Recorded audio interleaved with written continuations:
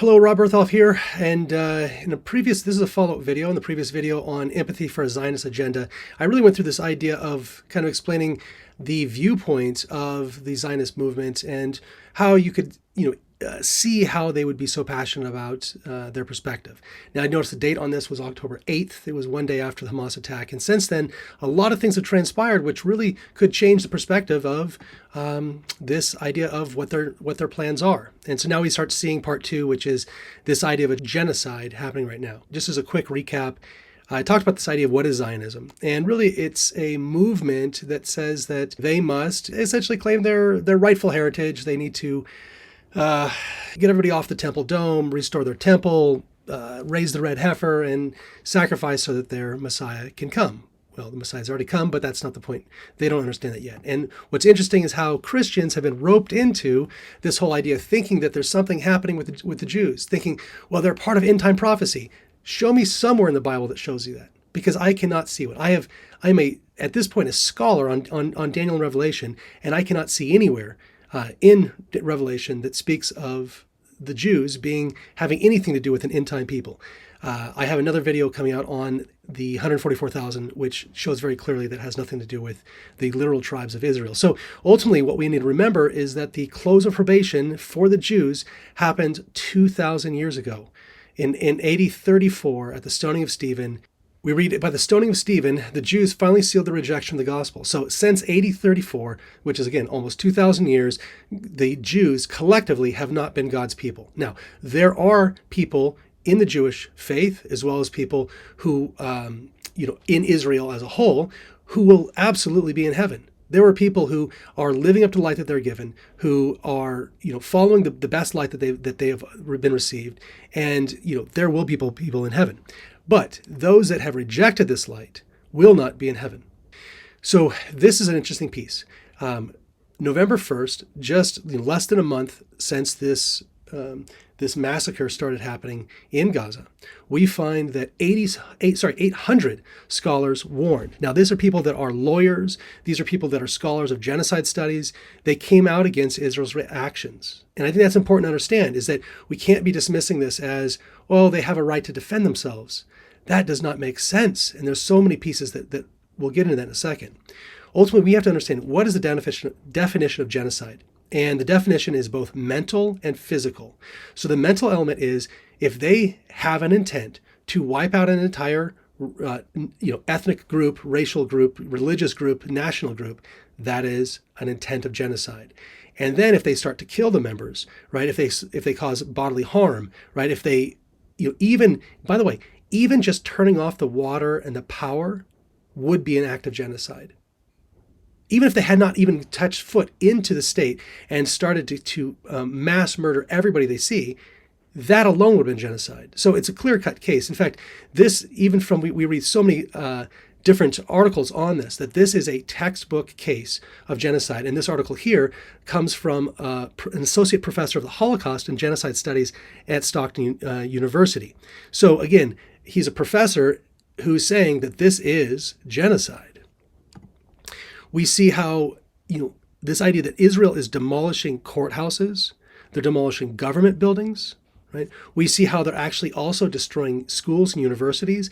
They have murdered over 94 university professors that are known, right? Some basic statistic coming out that of that, those 231 teachers have been murdered, right? 3,000 students have been murdered. And those that survive, the 625,000 students, are out of school. Right? And again, 350 of those schools are destroyed, including every university in Gaza has been destroyed. Literally every university. Now, this is not collateral damage where Israel is trying to attack, Hamas in targeted strikes, and like they were talking earlier with the hospitals. We can see that was all a lie now, because originally they said, well, the hospitals, we have to destroy all the hospitals because this is where their hideouts are. But they can't keep using the excuse that, and we have to destroy every school because this is where their hideouts are. It then goes back to the original point that they were lying about the hospitals. So when they destroyed hospitals, killing civilians, right, destroying the infrastructure needed in order to treat their people, they're sick, okay, which again, this is a war crime, that was clearly a lie. They were not just targeting Hamas. They are targeting anyone in Gaza. They want to completely level Gaza. They want to get rid of it. Okay, and what we understand is that in this instance right here, they were of this university. They were actually placing detonation devices at the foundation of these different buildings. And what we find is that just a few days ago, they got on the news and they said, "Oh, we had 21 soldiers killed. It was the deadliest day for us." When it's just ridiculous. Find out what they're doing. This is from the Times of Israel, from their own propaganda sources. They say that these 21 people were setting up 2 buildings to be demolished. The buildings, they read right here, the buildings were being rigged for demolition by troops when Palestinian gunmen fired an RPG. Okay, so the 21 soldiers were rigging buildings to destroy infrastructure. And then a Palestinian Syrian filed an RPG before they were ready. And what's interesting is why would they take, these guys, what they're doing, they're actually taking videos of themselves blowing up buildings. And so they were not moving with a sense of urgency. And these terrorists, I think we can call them terrorists at this point, these terrorists were blowing up buildings, but then videotaping themselves doing it. We actually can see through social media tons of different essentially snuff films that are being sent around social media, just absolutely disgusting things. And while they're taking pictures and, kind of showing off blowing up these buildings, then an RPG came and killed them. That's why the 21 killed. Again, not only are they going around and taking delight in destroying and killing people in Palestine, more than that, they're also going around and looting homes. They even have a loot unit that's confirmed, right? The Hebrew newspaper confirmed that the Israel occupation seized 5 million shekels, which were transferred to the financial department of the military defense. Okay, that is the official aspect. In addition to that, there's tons, we see videos of people taking swords and doing sword fightings and stealing money and stealing things and absolutely ransacking homes. Okay? More than just stealing from the homes, we find that they just put out a bid. Okay, it says here, the Energy of Ministry has a total of 12 licenses to be given to 6 companies, 4 of which now play as an expansion of natural gas. So while this war is happening, and while they're stealing from homes and they're stealing lives, they're also right now setting up and selling off the rights to the natural resources, which were previously identified as Gaza's. And so they're stealing that as well. There have been, and again, this number is continuing to grow, there have been 25,000 people killed. This is not soldiers. We read here, most of the casualties are women and children. And the UN chief describes this scale of civilian killings as heartbreaking and utterly unacceptable. Look, this is genocide. You cannot say that genocide, that there's different scales of genocide. Genocide is genocide. What the Nazis did to the Jews are now doing to the Palestinians. It's exactly the same. And so if this graphic disturbs you, it should be a wake-up call. How can we witness the genocide going on and not take a stand one way or another? We have to understand that we are in a constant, really demonstration of who we are as a people. And individually, we will be making a stand one way or the other. We will be making a choice. Do we side with God and with what is morally ethical and is what God has deemed?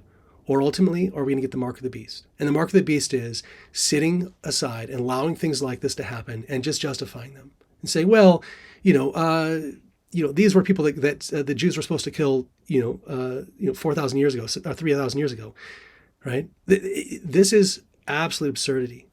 And the sad part is that it's mostly the United States, it's mostly the UK, Israel, even Germany and their supporters are the ones that are acknowledging and just allowing this genocide to happen. New polling shows that the rest of the world has lost support for this. Israel, 42 out of 43 countries polled shows a decrease in an average 18%. So in September of 2023, there was a poll that says, what is the viewpoint of Israel? And there was another poll done just 2 months later, and we can see how quickly, see that here? The red shows how quickly everyone's least favorably looking at Israel. The only ones that are standing by him, United States, we see here, also India, right? So it's just absolutely disgusting that we, and I include myself as an American, are not taking a stronger stand. We are not actually looking at what's going on objectively, not allowing ourselves to get moved in this idea of, Palestinian terrorists and things like this, right? When we actually need to be objectively looking at this and saying, there is a genocide happening right now, right? Most of the global South supports this genocide, or supports the genocide case that South Africa has filed a case with the International Court of Justice that's saying that this genocide needs to stop. And most of the world has backed this, with the exception of the United States.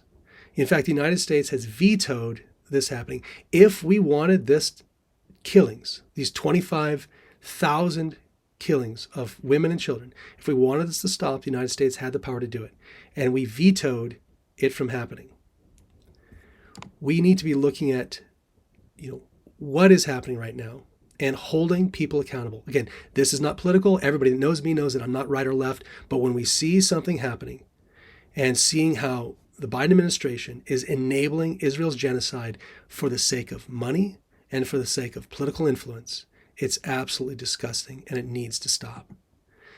This war will pass. This is not the end of the world, right? This is not going to bring about World War III. I do not believe it will. I believe that this will pass. It will fizzle out like all the other wars. We thought when Ukraine started, that was the end of the world, right?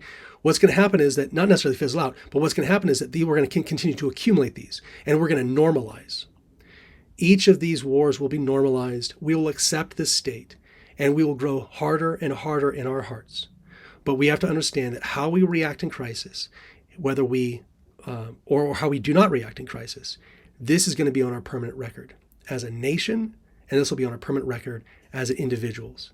And so I highly recommend that you are familiarize yourself with what's happening right now. Understand that this is an absolute genocide. This is an atrocity. The same way the United States has been doing, by the way, this in Yemen and it's all over the world. We've been recently committing genocides, okay? But this is happening right now, and it needs to be identified, and we need to voice we need a voice against it, whether that's in the polls, whether it's in our consumer behavior, right? Or whether it's just taking a stand and saying, this is not right.